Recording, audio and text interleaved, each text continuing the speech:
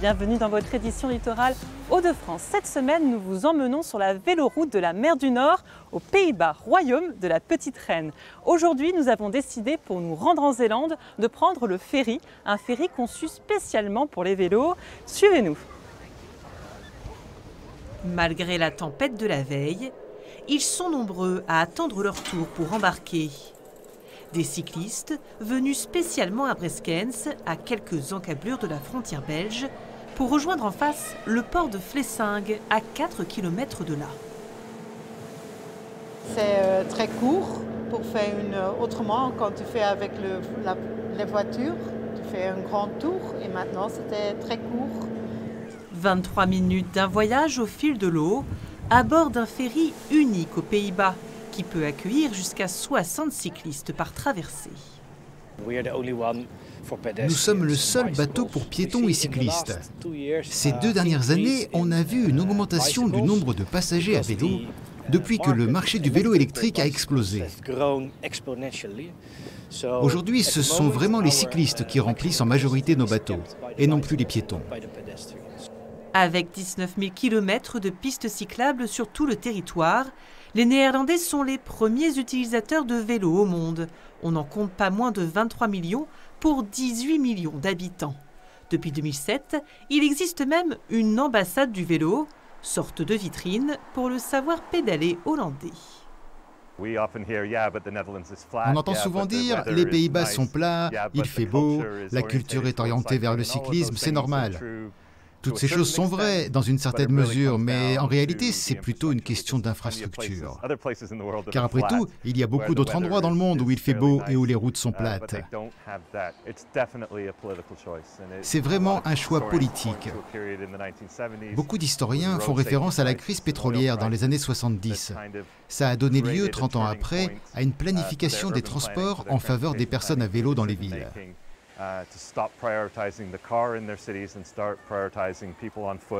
C'est très amusant de constater que beaucoup de villes semblent découvrir l'intérêt du vélo comme un moyen de transport à part entière qui peut contribuer à un environnement plus éco-responsable.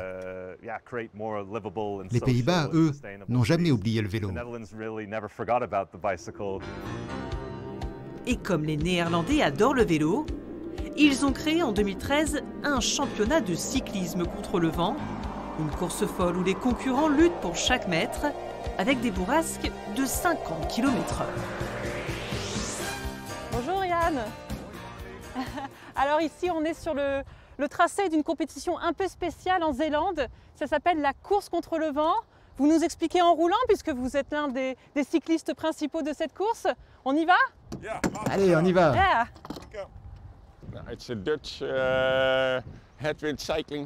Le championnat national de course contre le vent se passe quand il y a une tempête avec force 7 ou plus sur ce barrage.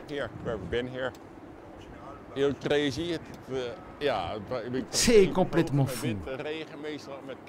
Il y a beaucoup de vent, c'est pendant l'hiver et il fait vraiment très froid. Il faut beaucoup d'énergie, avec la pluie et le sable qui vous fouettent le visage. Faut vraiment qu'il fasse mauvais. Ah oui, le temps doit être le plus dégueulasse possible.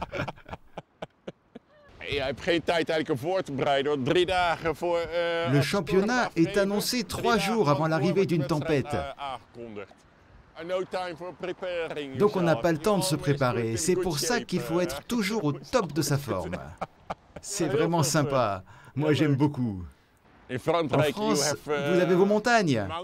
Eh bien, ici, nos montagnes en Hollande, c'est le vent. C'est nos montagnes hollandaises. Vous voyez l'Escaut, la mer du Nord et le barrage. C'est un environnement vraiment unique ici en Zélande. Ce barrage, c'est justement l'un des ouvrages les plus remarquables des Pays-Bas. Avec un quart des terres situées sous le niveau de la mer, Le gouvernement innove depuis des années pour rester au sec. En Zélande, c'est en 1986 que le barrage de l'Escaut oriental a été construit pour protéger les habitants des tempêtes. Alors ici, vous avez l'Escaut oriental, et là la mer.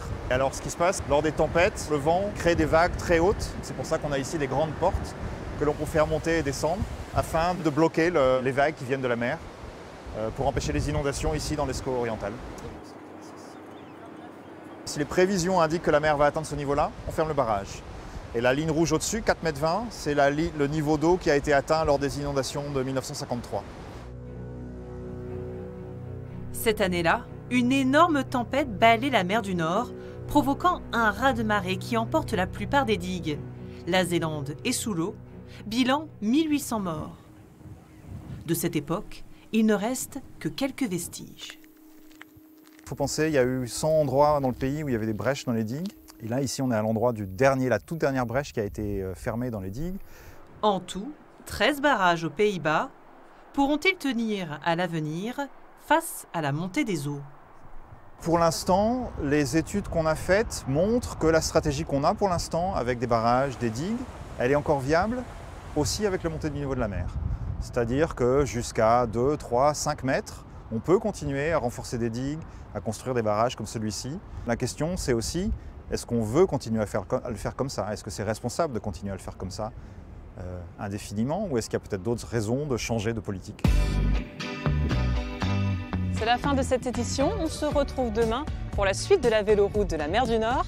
Vous verrez à cette occasion que l'eau de l'Escaut oriental peut aussi être une ressource précieuse pour les habitants de la Zélande.